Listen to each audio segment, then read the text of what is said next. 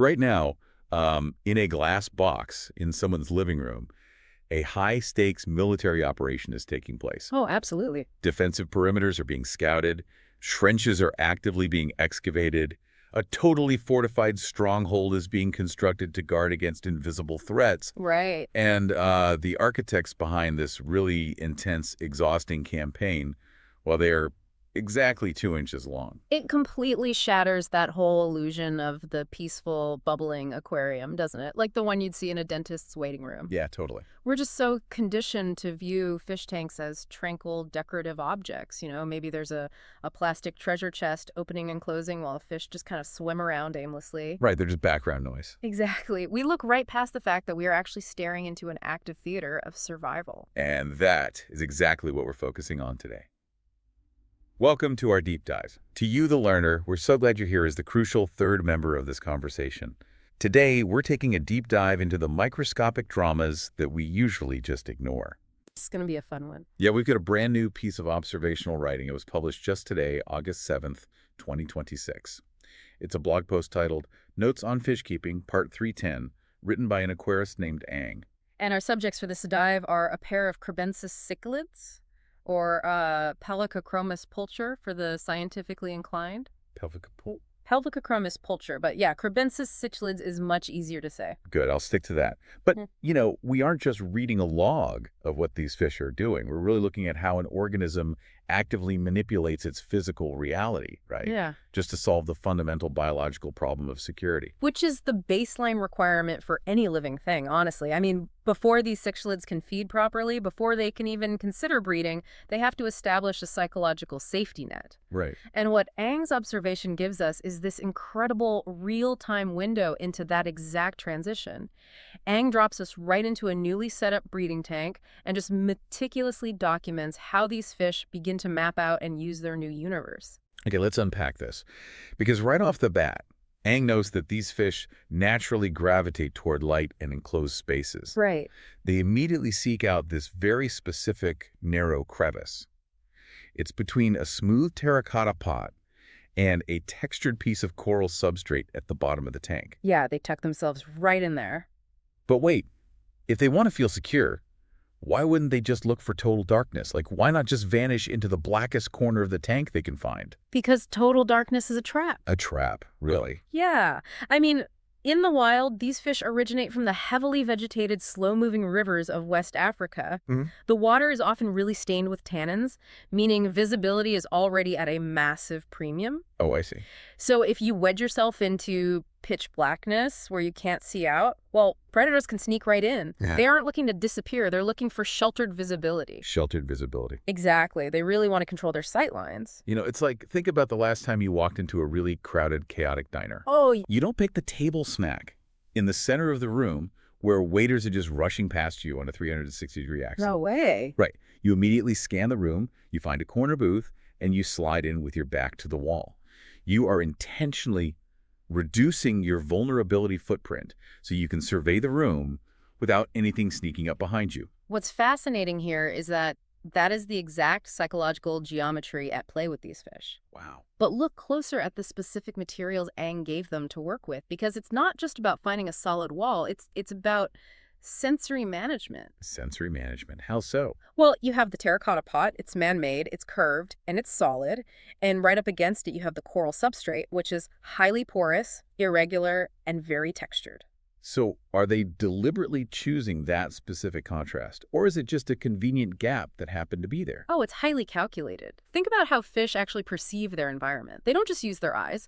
They have this lateral line system running down their bodies that detects microcurrents and water displacement. Oh, right, like they can feel the water moving around them. Exactly. And the filter in an aquarium is constantly pushing water around. A solid, curved object like a terracotta pot creates this hydrodynamic shadow. A hydrodynamic shadow. Yeah, it's a literal windbreak that blocks erratic water flow, which creates a quiet zone for their sensory organs. Oh, that makes perfect sense. So the terracotta blocks the physical flow and gives them a totally solid rear guard. Precisely. And meanwhile, the irregular texture of the coral in front of them breaks up their visual outline.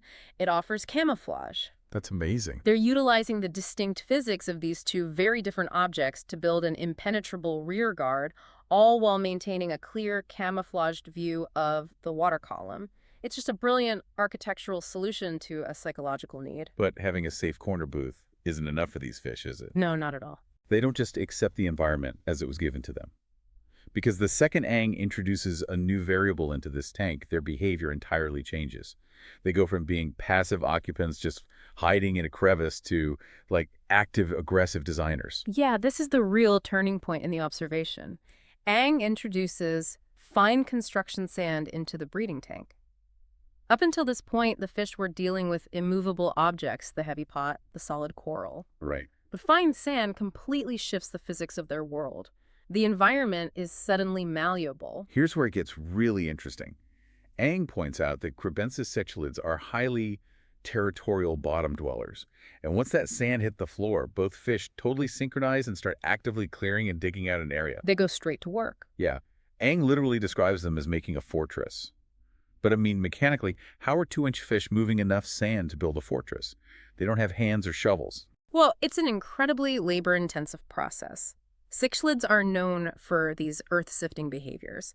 They swim down, take a mouthful of the fine sand, use their gills and internal structures to filter it, and then physically spit it out in a designated discard pile. Wait, they do this grain by grain. Grain by grain, mouthful by mouthful. The caloric expenditure required to do this is just massive. Which raises a huge question about biological motivation, right? Like, does the simple presence of this fine sand trigger the territorial behavior? Did the sand cause them to want a fortress? Or was that instinct hardwired, and Aang just finally gave them the physical medium to express it? It's absolutely the latter. The instinct to fortify doesn't arrive with the sand. The sand just unlocks an evolutionary program that was already running in the background. That is so cool. If we connect this to the bigger picture, you have to put yourself in the perspective of a bottom-dwelling fish to really understand the urgency of that program. When you live strictly in the substrate, your territory isn't a 3D sphere, it's a 2D flat plane. Oh, I hadn't thought of it like that. Yeah, and the entire rest of the world is hovering above you. Right. So to you listening, think about trying to defend a room where the ceiling is just entirely missing and threats could just drop down on your head at any given second. Exactly. Every shadow, every movement in the water column above is a potential predator. When they only had the pot and the coral, they could hide. But survival for a territorial species requires real control. The moment they realize they can move the sand, they seize ownership of the space. But there's this one detail in Aang's post here that really trips me up. What's that? Aang notes that they dig this fortress specifically so they can, quote, hover right outside the cave entrance. Right. If the goal is protection from above, why burn all those calories digging a hole just to float outside of it? Doesn't that just expose them? It seems completely counterintuitive until you apply military tactics to it. Military tactics. Yeah. They aren't digging a hole to sleep in. By hollowing out a depression in the land right in front of the cave entrance, they are excavating a trench. If you're familiar with tank warfare at all, it's called a hull-down position. A hull-down position. Okay, you're going to have to break that down. Fine. Sure. In armored warfare, a tank will drive into a dugout ramp so that only its eyes and its gun are visible above the horizon line of the dirt. The entire vulnerable body of the vehicle is totally protected by the earth. Wow. That is exactly what these fish are doing. By digging a trench, they can drop their center of mass below the natural floor of the aquarium. They use their swim bladders and just constant fin sculling to hover neutrally right in that depression. So they are maintaining eye level with the tank floor while keeping their bodies shielded? That is unbelievable. It's genius. It gives them the ultimate strategic vantage point. They have a clear line of sight across their 2D territory, they're positioned directly in front of the secure cave, and their vulnerability footprint is reduced to nearly zero. It is a fully optimized defensive posture. So we're essentially watching 2-inch fish execute military-grade spatial geometry. Literally, yes. They've found the secure crevice. They've manipulated the fine sand to excavate a trench. They've fiercely established their territory and assumed this hull-down defensive posture. Yeah. But again, we come back to the caloric toll. Why expend all this energy right now? What is the biological endgame that's driving all this intense architecture? And this is where Aang's observation shifts from behavioral mechanics into a genuine biological mystery. Aang notes that all of this hovering and territory establishment represents a profound transition. The fish are either fiercely preparing to breed, or, and this is the crux of the suspense here, they are already guarding a nest. Yes. The source gives us one incredibly compelling clue. The male fish has been observed repeatedly darting into and hiding inside this artificial cave. Right. But Eng concludes the post by admitting total uncertainty. It is completely unclear if the pair has actually mated and bred yet. We just don't know. So what does this all mean? When I read this, it felt exactly like the opening act of a suspense thriller movie. We as the audience are watching the characters furiously boarding up the windows, digging trenches in the front yard and standing guard on the porch. Right. Yeah. But the camera hasn't gone inside the house yet. We have absolutely no idea if they are protecting a treasure that is already hidden inside or if they are just aggressively prepping for an invasion that hasn't even happened yet. It's basically Schrodinger's fish at this point. Schrodinger's fish, I love that. Yeah. Because until that cave is actually observed, the male is simultaneously an expectant father prepping a nursery and an active father fiercely guarding a new generation. See, I love that concept, but it makes me wonder about Aang's role in all of this. Like if I were Aang, just sitting in my living room watching this male dart in and out of the cave. Oh, I know what you're going to say. The temptation to just reach in, lift up the terracotta pot, and look would be absolutely overwhelming. I just shine a flashlight right in there. This raises an important question, though, which is exactly why observational science, even at the hobbyist level, requires such immense discipline. Aang specifically commits in the post to keeping, quote, close observation in the coming days, rather than intervening. Right. And there is a very deep biological reason for that restraint. It's a macro version of the observer effect. Like in quantum physics, the whole idea that the mere act of observing a particle actually changes its behavior. Exactly like that. But in biology, the consequences are much more brutal. If Aang gives in to human curiosity and just lifts that terracotta pot to check for eggs, it completely destroys the psychological safety net the fish just spent days building. Oh, wow. Yeah. The sudden influx of light, the massive disturbance in the water column, the removal of their physical barrier, it instantly signals to the fish that their fortress is compromised. They realize a giant predator from above can just rip the roof off their house whenever it wants. Exactly. And that triggers a massive spike in cortisol, the stress hormone. In a lot of Cichlids species, if the parents believe their nest has been compromised and the fry are basically doomed to be eaten by a predator, their evolutionary response is to consume the eggs themselves. Wait, really? They eat their own young? Yes. That's so dark. It is, but from a ruthless biological standpoint, it makes total sense. If the predator is going to eat the eggs anyway, the parents consume them to recoup the massive caloric energy they spent building the fortress and producing the eggs in the first place. Wow. That way, it ensures they survive to breed another day in a safer location. So, by lifting the pot just to satisfy a little curiosity, Aang wouldn't just be observing the outcome. Aang would actively be destroying it. And that adds such a heavy layer of responsibility to simply watching a fish tank. Aang has to sit comfortably with the unknown because the survival of that microscopic generation literally depends on the observer just doing nothing. It really elevates the entire blog post, doesn't it? Analyzing the dual possibility of the male's behavior without interfering is where the real science happens here. If he is just preparing, his trips into the cave are like structural integrity checks. Right. He's clearing out microscopic debris, he's smoothing the interior, perhaps displaying to the female that the site is secure. But if they have already mated, then his behavior isn't preparation at all. It's active, high-stress parenting. Exactly. He's fanning the eggs with his pectoral fins to keep oxygenated water flowing over them. He's picking off unfertilized eggs so fungus doesn't spread. Right. So the exact same physical action, just a small fish swimming into a dark hole, represents two entirely different biological realities. Precisely. And Aang is documenting the tension between those two realities perfectly. It's really an incredible journey, captured in just a few paragraphs of observation. To sort of synthesize all of this for you listening, we started by looking at how the Kribensis cichlids manage their immediate sensory environment using the hydrodynamic shadow of a terracotta pot and the visual camouflage of coral to establish a secure perimeter. Yeah. Then, we watched them transition into active architects the very moment fine sand was introduced. They used it to excavate a trench and assume a strategic hold-down position just to defend their 2D territory. Which is still just mind-blowing to me. Truly.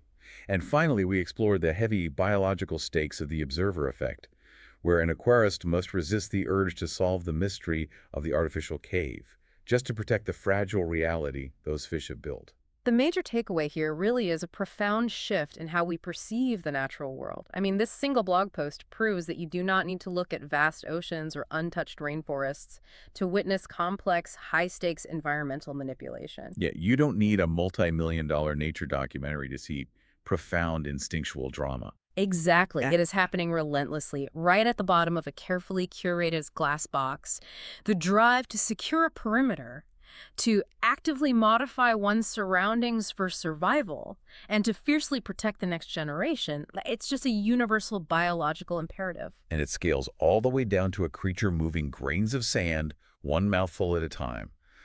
The drama is everywhere if we just have the patience to observe it without interfering. So true. And that brings me to a final thought I want to leave you with today. We spent all this time analyzing how a tiny pelvicachromis-pulcher relies on the specific physical materials around it to create a sense of psychological safety, right? Yeah. We've seen how much physical energy it will expend to actively shape its environment, building a literal trench just so it can feel secure enough to take the ultimate vulnerable step of breeding. So I want you to look around the spaces you inhabit right now. Oh, that's a great point. If a 2-inch fish's entire biological readiness is dictated by the precise layout of a few rocks and a pile of sand, how much does the physical design and architecture of our own human spaces subconsciously dictate our lives? Right, like our homes or offices. Exactly. Think about the layout of your home, the defensive geometry of your office, or even the concrete structures of the cities we navigate every day. How much of your own readiness to take on a new chapter in your life, to be vulnerable, or to start something completely new is secretly dependent on the structural fortress you've built around yourself? It makes you wonder. We really like to think our big life decisions are purely intellectual or emotional. But maybe, just like the Cichlids, we can't take that next big step until the architecture of our environment tells our subconscious that we are finally safe. That's definitely something to chew on. Yeah. Think about that the next time you scan a room and decide to choose the corner booth. We'll see you next time on The Deep Dive.